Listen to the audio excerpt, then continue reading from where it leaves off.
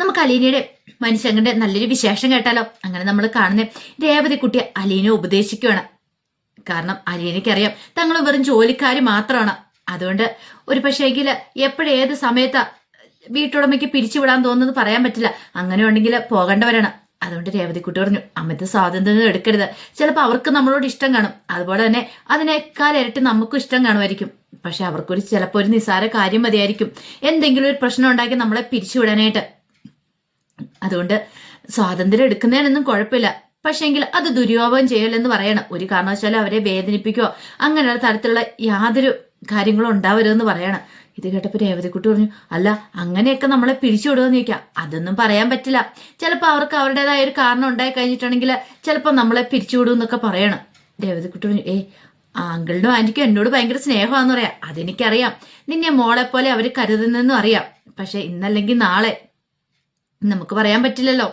മനുഷ്യന്റെ കാര്യമല്ലെന്ന് ചോദിക്കും. ഇത് കേട്ടപ്പോൾ രേവതിക്കുട്ടി ഭയങ്കര വിഷമമായി. പിന്നീട് രേവതിക്കുട്ടി പറഞ്ഞു, അല്ല ഞാനൊരു കാര്യം ചോദിച്ചോട്ടെ. മനുവേട്ടൻ വന്നു കഴിഞ്ഞപ്പം എനിക്ക് ഭയങ്കര സന്തോഷം ഉണ്ടായിരുന്നു അലീന ചേച്ചിയുടെ കാര്യത്തെന്ന് പറയണം.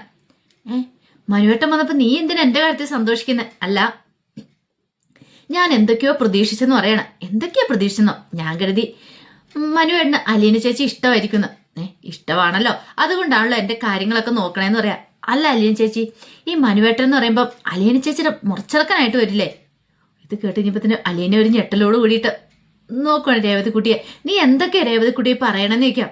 അല്ല സത്യമായിട്ടുള്ള കാര്യമല്ലേ? ശരിക്കും പറഞ്ഞിട്ടുണ്ടെങ്കിൽ അലീന ചേച്ചി ഇപ്പൊ ആ വീട്ടിലായിരുന്നെങ്കിൽ അലീന ചേച്ചിക്ക് അമ്മയ്ക്കും അറിയാം അലീന ചേച്ചി മോളാന്നൊക്കെ അറിയാം. അങ്ങനെ ആയിരുന്നെങ്കിൽ ഒരു പക്ഷെ അലീന ചേച്ചിയുടെ മരുവേണ്ടയും കൂടെ വിവാഹം നടന്നേരം അലീന ചോദിക്കുവാണ്. ഇത് കേട്ട് കഴിഞ്ഞപ്പം അലീന ചോദിച്ചു, രേവതിക്കുട്ടി നീ എന്താ പറയണേ? നിനക്ക് വല്ല ബോധം ഉണ്ടോ എന്ന് ചോദിക്കുകയാണ്. ഇത് കേട്ടപ്പോൾ രേവതിക്കുട്ടി പറഞ്ഞു, ഞാൻ പറഞ്ഞാൽ എന്താ തെറ്റിരിക്കണമെന്ന് ചോദിക്കാം. ഇത് കേട്ട് കഴിഞ്ഞപ്പത്തിന് അലീന പറഞ്ഞു, നമ്മൾ അങ്ങനെ ഒന്നും ഒരിക്കലും ചിന്തിക്കാൻ പോലും പാടില്ലെന്ന് പറയാം. അതെന്താ അലീന ചേച്ചി അങ്ങനെ പറഞ്ഞെന്ന് ചോദിക്കാം. ഒരിക്കലും ചിന്തിക്കാൻ പോലും പാടില്ല എന്ന് പറഞ്ഞാൽ വേറൊന്നും കൊണ്ടല്ല, നിനക്കറിയാലോ എന്റെ അവിടുത്തെ അവസ്ഥകളൊക്കെ, എല്ലാ കഥകളും ഞാൻ നിന്നോട് പറഞ്ഞിട്ടില്ലേന്ന് ചോദിക്കാം. ശരിക്കും ഒരിക്കലും ഞാൻ ആ അമ്മയുടെ മോളാന്ന് പുറത്ത് പറയാൻ പോലും പാടില്ല. എന്നോട് ബ്രിജിത്താമ്മ പ്രത്യേകം അത് പറഞ്ഞിട്ടുണ്ടെന്ന് പറയണം. അങ്ങനെ പറഞ്ഞിട്ടുണ്ടെങ്കിൽ ആ കുടുംബം തന്നെ തകർന്നു പോകുന്നു പറയാം. അല്ല അങ്ങനെയാണെങ്കിൽ ആ അമ്മയ്ക്ക് അറിയാമല്ലേ അമ്മയുടെ മോളുണ്ടെന്ന്. ഇത് കേട്ടപ്പം അലീന ഒരു നിമിഷത്തേക്ക് നിശബ്ദയായി. അലീന പറഞ്ഞു, ചിലപ്പോൾ അമ്മയ്ക്ക് അറിയത്തുണ്ടായിരിക്കില്ല അമ്മയുടെ മോള് ജീവിച്ചിരിപ്പുണ്ടെന്ന്. എങ്ങനെ എന്താ കഥകളൊന്നും അറിയത്തില്ലോ, അതുകൊണ്ടാണ് ഞാൻ മനുവേട്ടനോട് ചോദിച്ചേ. അമ്മ കുറെ കാലം എവിടെയായിരുന്നു എന്തായിരുന്നൊക്കെ? ആഗ്രയിലായിരുന്നല്ലേ പറഞ്ഞേ. ഒരുപക്ഷെ അവിടെ വെച്ചാണ് ഞാൻ ഉണ്ടായെന്ന് അറിയില്ലോ എന്ന് പറയണം. അത് കേട്ടപ്പോൾ രേവതിക്കുട്ടി പറഞ്ഞു, ചിലപ്പോൾ ശരിയായിരിക്കും, അതുകൊണ്ടായിരിക്കും അലീന ചേച്ചിയുടെ അമ്മയ്ക്ക് കുറെ മാറ്റങ്ങളും കാര്യങ്ങളൊക്കെ വന്നേന്ന് പറഞ്ഞേ. നല്ല സ്നേഹമുള്ള അമ്മയായിരുന്നല്ലേ പറഞ്ഞേ. അപ്പൊ ഇങ്ങനെ മാറണമെങ്കിൽ ചിലപ്പോൾ എന്തേലും ഒരു കാരണം കാണുമായിരിക്കും അല്ലേന്ന് ചോദിക്കാം. അതെ ചിലപ്പോൾ അതൊക്കെ ആയിരിക്കും എന്ന് പറയാം. അലീനയ്ക്ക് അന്നത്തെ രാത്രി കിടന്നിട്ട് ഉറങ്ങാൻ പോലും പറ്റുന്നുണ്ടായിരുന്നില്ല. ഒരുപക്ഷെ താൻ ജനിച്ച ആഗ്രയിലായിരുന്നോ, അവിടെ നിന്നാണോ തന്റെ മുത്തച്ഛന് ബ്രിജിത്തമ്മയുടെ തന്നെ ഏൽപ്പിച്ച ആ ഒരു ചിന്ത അലീനയുടെ വല്ലാതെ വേട്ടയാടിക്കൊണ്ടിരുന്നു. എങ്ങനെ ഏതാണെന്നൊന്നും അറിയത്തില്ല. ഈ സമയം രേവതിക്കുട്ടിക്ക് സന്തോഷമായിരുന്നു, തന്റെ അലീന ചേച്ചി തന്റെ അരികിലുണ്ടല്ലോ എന്നൊരു ചിന്ത. ഇന്നൊരു ദിവസം തനിക്ക് കെട്ടിപ്പിടിച്ച് കിടക്കാം. അപ്പൊ അതിന്റെ ഒരു സന്തോഷത്തോടു കൂടിയിട്ടാണ് രേവതിക്കുട്ടി അലീനയുടെ അടുത്ത് കിടന്നത്. അങ്ങനെ പിന്നീട് പിറ്റേ ദിവസം രാവിലെ കടപ്പാട്ട് വീട്ടില് വൈജയന്തി എഴുന്നേറ്റ് രാവിലെ അടുക്കളയിലേക്ക് എല്ലുവാണ്. അപ്പോഴാണ് ഓർത്തെ അലീന ഇല്ലല്ലോ എന്നോർത്തെ. കാരണം അലീന ഉണ്ടെങ്കിൽ ഒന്നും അറിയേണ്ട കാര്യമില്ല. രാവിലെ എഴുന്നേറ്റ് വരുമ്പോൾ തന്നെ ഒരു ചായയൊക്കെ കിട്ടും. പക്ഷെ എന്ത് ചെയ്യാൻ പറ്റും, ഇതൊന്നുമില്ല. അങ്ങനെ വൈജയന്തി തന്നെ ഒരു ചായയൊക്കെ ഇട്ടു എടുത്തോണ്ട് നേരെ സിറ്റ് ഔട്ടിലേക്ക് വരുവാണ്. അപ്പൊ രാവിലെ ഒരു പത്രം വായനയും കാര്യങ്ങളൊക്കെ ഉണ്ട്. അങ്ങനെ പത്രം എടുത്തോണ്ട് വരുമ്പോഴത്തേനും ബാലേന്ദ്രൻ അങ്ങോട്ടേക്ക് വന്നിട്ട് എനിക്കൂടെ ഒരു ചായ കൊണ്ട് തരാൻ പറയണം. ഈ സമയം വൈജയന്തി പറഞ്ഞു, ആ പെണ്ണ് പോയത് കൊണ്ട് മനുഷ്യന് കഷ്ടകാലമാണെന്ന് തോന്നിയെന്ന് പറയണം. അത് കേട്ട് കഴിഞ്ഞപ്പോഴത്തേനും ബാലേന്ദ്രൻ ചോദിച്ചു, നീ എന്താടി അങ്ങനെ പറഞ്ഞേ? അല്ല അത് പിന്നെ അവൾ ഉണ്ടായിരുന്നെങ്കിൽ ഇപ്പൊ അവളുടെ വില എന്താണെന്ന് മനസ്സിലായെന്ന് ചോദിക്കും. അതിന് വൈജയന്തി മറുപടി ഒന്നും പറഞ്ഞില്ല. ആ പത്രം അങ്ങ് ഇട്ടിട്ട് പോയി ചായയൊക്കെ വെച്ച് ബാലേന്ദ്രനെ കൊണ്ടേ കൊടുത്തു. അപ്പോഴേക്കും ബബിതയും കൂടെ അങ്ങോട്ട് എഴുന്നേറ്റ് വരുവാണ്. ഈ സമയത്ത് ബബിതയോട് പറഞ്ഞു, അതെ ഒരു കാര്യം ഞാൻ പറഞ്ഞേക്കാം, ഇന്ന് നിനക്ക് ഓഫുള്ള ദിവസമല്ലേന്ന് ചോദിക്കും. നിനക്ക് കോളേജിലൊന്നും പോകണ്ടല്ലോ, അതുകൊണ്ട് മര്യാദയ്ക്ക് എന്റെ കൂടെ അടുക്കളയിൽ കയറി സഹായിച്ചോണെന്ന് പറയണം. ഇത് കേട്ട് കഴിഞ്ഞപ്പോൾ ബബി പറഞ്ഞു, ഞാനോ? എന്നെ കൊണ്ടും പറ്റില്ല, എനിക്ക് പഠിക്കാനുണ്ടെന്ന് പറയാം. അതൊന്നും പറഞ്ഞിട്ടൊന്നും ഒരു കാര്യമില്ല, വല്ലതും കഴിക്കണമെങ്കിലേ എന്റെ കൂടെ സഹായിക്കണമെന്ന് പറയണം. ഈ സമയം ബബിത ബാലേന്ദ്രനോട് പറഞ്ഞു, അച്ഛാ കേട്ടില്ല അച്ഛാ പറയണേ, എനിക്ക് പറ്റില്ല എന്ന് പറയണം. ബാലേന്ദ്രൻ പറഞ്ഞു, എന്തേലുമൊക്കെ സഹായിക്കാൻ കൂടെ, എന്തേലും കഴിക്കാൻ കിട്ടണ്ടേ. ആ സമയത്ത് വൈജയന്തി പറഞ്ഞു 100 കൂട്ടം ജോലിയാ കിടക്കുന്നത്, എന്തൊക്കെയുണ്ടെന്നറിയാവോ? അലക്കണം, പെറുക്കണം, കഞ്ഞി വെക്കണം, കറി വെക്കണം, കാപ്പി ഉണ്ടാക്കണം. ഇത് കേട്ടപ്പോൾ ബാലേന്ദ്രൻ ചോദിച്ചു, അല്ല കഴിഞ്ഞ ദിവസങ്ങളിലല്ല ഈ ജോലി ഇവിടെ തന്നെ ഇല്ലായിരുന്നോ, അതോ എങ്ങോട്ടേലും പോയോന്ന് ചോദിക്കണം. അതെന്താ ബാലേന്ദ്രൻ അങ്ങനെ പറഞ്ഞേ? അല്ല കഴിഞ്ഞ ദിവസം ആ പെങ്കുച്ച് തന്നെ ഇവിടെ ഇതെല്ലാം ചെയ്തോണ്ടിരുന്നേ, ഒരു പരാതി ഇല്ലായിരുന്നു, പരിഭവം ഇല്ലായിരുന്നു. പിന്നെ അവൾക്ക് ഇങ്ങനെ ജോലി നല്ല പ്രാക്ടീസ് ഉണ്ട്. പിന്നെ നിന്റെ പ്രായം അതിന്റെ പ്രായം ഒന്ന് കണക്കൂട്ടി നോക്കിക്കേ, എന്നിട്ട് നീ പറ. പിന്നെ അതുപോലെയാണ് എനിക്ക് ബാങ്കിൽ ജോലിക്ക് പോകണ്ടേ? ഓ, നീ ബാങ്കിലേക്ക് ജോലിക്ക് പോകാറാവുന്ന സമയമാകുമ്പത്തേനും അവള് വീട്ടിൽ സർവ്വ ജോലിയും തീർത്തിരിക്കും. പിന്നെ അത് കഴിഞ്ഞിട്ട് അതിന് വേറെ പണി അത് വേറെ ഉണ്ടെന്ന് പറയണം, അമ്മയെ നോക്കണം. ഇപ്പൊ എന്താന്ന് ചോദിക്കണം. ഇത് കേട്ടുകഴിഞ്ഞപ്പോഴത്തേനും വൈജയന്തിക്ക് ദേഷ്യം വന്നു. വൈജയന്തി ഒന്നും മിണ്ടാതെ അങ്ങോട്ട് അകത്തേക്ക് കയറിപ്പോയി. പിന്നീട് സൗദാമിനി മുത്തശ്ശിക്ക് ഒരു ചായയൊക്കെ ആയിട്ട് നേരെ മുറിയിലേക്ക് എല്ലുവാണ്. പിന്നീട് മുത്തശ്ശിക്ക് ചായ കൊടുത്തിട്ട് ഇതാമ്മയെന്ന് പറയണം. ഈ സമയത്ത് സൗദാമിനി മുത്തശ്ശി പറഞ്ഞു, അലീനമോളുണ്ട് രാവിലെ എഴുന്നേൽക്കുമ്പോൾ തന്നെ എനിക്കൊരു ചായ കൊണ്ട് തരുന്നാന്ന് പറയണം. അതിനിവിടെ ഞാൻ തന്നെയല്ലേ ഉള്ളമ്മേ, ഞാൻ തന്നെ വേണ്ട എല്ലാം ചെയ്യാനെന്ന് ചോദിക്കുക. അതെനിക്കറിയാന്ന് പറയണം. ഇപ്പം മനസ്സിലായോ അവളുടെ വില എന്താന്ന് എന്ന് സൗദാമിനി മുത്തശ്ശി ചോദിക്കുക. നീയാണ് എന്നിട്ട് അവളെ പറഞ്ഞു വിടാനായിട്ട് ഒരുങ്ങിയത്. ഓ, അവള് പോയാൽ വേറൊരുത്തി വരും, എനിക്ക് അതിലും വലിയ പുത്തിരി ഒന്നും ഇല്ലാന്ന് പറയാം. അതെ, വേറൊരുത്തി വരും, പക്ഷേങ്കിലേ ഈ വീട്ടുകാര്യം എല്ലാ കാര്യങ്ങളും നോക്കാൻ തക്കതായ ഒരുത്തി വേണ്ടേ വരാനായിട്ട്. അല്ലെങ്കിൽ പിന്നെ നീയും കൂടെ കിടന്ന് കഷ്ടപ്പെടാനായിട്ട് വരുമെന്ന് പറയണം. അല്ല നിനക്ക് വല്ല ബുദ്ധിമുട്ടുണ്ടേ പറഞ്ഞു, ഞാൻ വേണമെങ്കിൽ ഇനിയിപ്പോ കൊല്ലപ്പള്ളി വീട്ടിലേക്ക് പോയിക്കോളാന്ന് പറയാം. ഇത് കേട്ടപ്പം ജയന്ത് പറഞ്ഞു, എനിക്കൊരു ബുദ്ധിമുട്ടൊന്നും ഇല്ലേ, ഇനി അവിടെ ചെന്നിട്ട് വേണം ഇനിക്ക് കമലേടത്തിയുടെ വായിലിരിക്കുന്ന മൊത്തം കേൾക്കാനായിട്ട്, വെറുതെ എന്തിനാ അമ്മേ. ഇത് കേട്ടപ്പോൾ സൗദാമിനി മുത്തശ്ശി പറഞ്ഞു, അപ്പം നിനക്ക് അതൊക്കെ നല്ല ബോധം ഉണ്ടല്ലേ എന്ന് ചോദിക്കുകയാണ്. പിന്നീട് ദേഷ്യപ്പെട്ട് അങ്ങോട്ടേക്ക് വൈജയന്തി ഇറങ്ങി വരുവാണ്.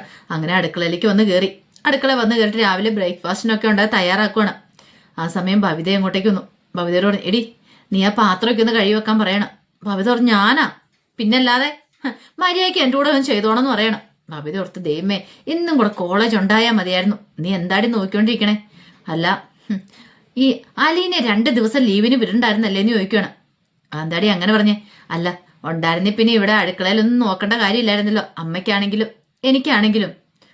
അതിന് ഞാൻ വിട്ടൊന്നും അല്ലല്ലോ, അവള് പോണെന്നും പറഞ്ഞു വാശി പിടിച്ച് പോയതല്ലേന്ന് ചോദിക്കും. അപ്പോഴേക്കും കൃഷ്ണമോള് വന്നിട്ട് പറഞ്ഞു, ആഹാ അപ്പൊ അലീന ചേച്ചി പോയതുകൊണ്ട് അമ്മയ്ക്ക് ഭയങ്കര ബുദ്ധിമുട്ടല്ലേന്ന് ചോദിക്കും. എന്ത് ബുദ്ധിമുട്ട്? എനിക്ക് വലിയ ബുദ്ധിമുട്ടൊന്നും ഇല്ലാന്ന് പറയണം.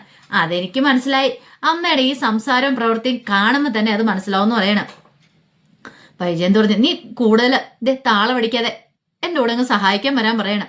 അങ്ങനെ കൃഷ്ണേനും ഭവിതേനെയും ഒക്കെ വിളിച്ച് ഓരോ ജോലികൾ കൊടുക്കുകയാണ്. അവരാണെ മുറുമുറുത്തോണ്ട് ഓരോന്ന് ചെയ്യുന്നത്. കൃഷ്ണമോൾ ഇടയ്ക്കിടയ്ക്ക് ഓരോ കൊട്ട് കൊടുക്കുന്നുണ്ട് വൈജയന്തിക്കിട്ട്. പിന്നീട് അങ്ങനെ ആഹാരമൊക്കെ ഉണ്ടാക്കി വെച്ച് ഡൈനിങ് ടേബിൾ കഴിക്കാതിരിക്കുകയാണ്. ഭാരേന്ദ്രനെ എല്ലാവരും പോയി വിളിച്ചോണ്ട് വന്നു. അങ്ങനെ കഴിക്കാതിരുന്ന സമയത്ത് ഭാരേന്ദ്രനൊക്കെ കഴിക്കാൻ തുടങ്ങി. അപ്പോഴേക്കും കൃഷ്ണമോൾ ചോദിച്ചു, ഇതെന്താ അമ്മ ഉണ്ടാക്കി വെച്ചേക്കണമെന്ന് ചോദിക്കാം. എന്താ ഇതെന്താ ഈ കറിക്കൊന്നും രുചിയില്ലോ എന്ന് പറയണം. അതെ, ഇത്ര രുചിക്കൊക്കെയാണ് കഴിച്ചാൽ മതി എന്ന് പറയണം. ഓഹോ അങ്ങനെയാണോ? ഇങ്ങനെയൊന്നും ആയിരുന്നല്ലോ അലീന ചേച്ചി ഉണ്ടാക്കുന്ന സമയത്ത്. ഇത്തിരി ഉപ്പ് കൂടിപ്പോയാലോ മുളക് കൂടിപ്പോയാലോ എന്തൊക്കെയോട് പറയുന്നായിരുന്നു, ഇപ്പൊ എന്താ ഇനി ചോദിക്കണം. അലീന ചേച്ചി നല്ല വൃത്തിക്കായിരുന്നല്ലോ ഉണ്ടാക്കി തരുന്നേ എന്നൊക്കെ പറയണം.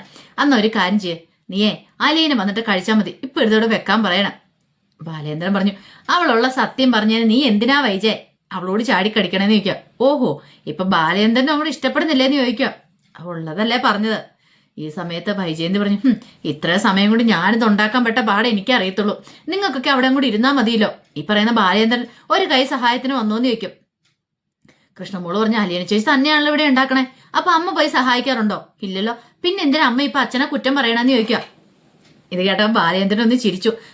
കൃഷ്ണമോള് പറഞ്ഞു, എപ്പോഴും അതെ, ഈ അമ്മയ്ക്ക് അച്ഛനെ കുറ്റപ്പെടുത്തി പറയാനേ സമയമുള്ളൂ, അച്ഛനൊന്നും മിണ്ടായിരിക്കുന്നുണ്ടല്ലേ എന്നൊക്കെ പറയണം. ഈ സമയത്ത് വൈജയന്തി പറഞ്ഞു, എന്റെ കൈപ്പാൻ കാലത്തുനിന്ന് മാറിയിരുന്നോ, അല്ല ഞാൻ ഒറ്റ എണ്ണം കൂടെ വെച്ച് തരുമെന്നൊക്കെ പറയണം. അത് കേട്ടപ്പോൾ കൃഷ്ണമോള് ചിരിച്ചു. പിന്നെ എന്നെ ഇങ്ങോട്ട് തല്ലാൻ വന്നാലും മതി എന്നൊക്കെ പറയണം. ആ സമയത്ത് അലീന രാവിലെ അവിടെ എഴുന്നേറ്റു. അലീന എഴുന്നേറ്റ് ഇപ്പം രേവതിക്കുട്ടി എഴുന്നേറ്റുണ്ടായിരുന്നു. അങ്ങനെ അവർ രണ്ടുപേരും കൂടെയാണ് അടുക്കളയിലേക്ക് ചെല്ലുന്നത്. അടുക്കളയിൽ ചെന്ന് രണ്ടുപേരും കൂടെ ഒരുമിച്ചാണ് ജോലികളൊക്കെ തീർക്കുന്നത്. അപ്പോഴേക്കും ഗ്രേസമ്മ ഇങ്ങോട്ടേക്ക് വന്നു.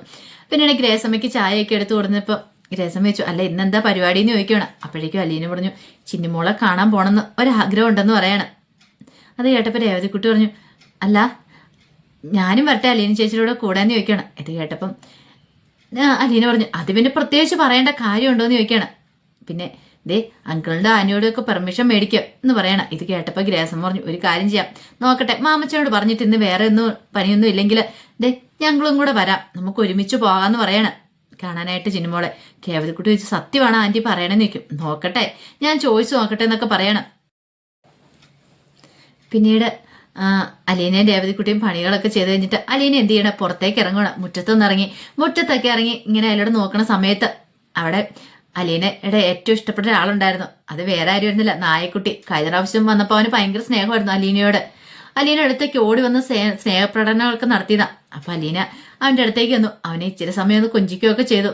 അതിനുശേഷം ഇങ്ങനെ തിരിഞ്ഞ് പതുക്കെ അലോടെയൊക്കെ നടക്കുമ്പോഴാണ് പെട്ടെന്ന് ആ കാഴ്ച കാണുന്നത്. പറമ്പിൽ ഒരാൾ വലിയ വെട്ടിരോളുമായിട്ട് നിൽക്കുന്നു.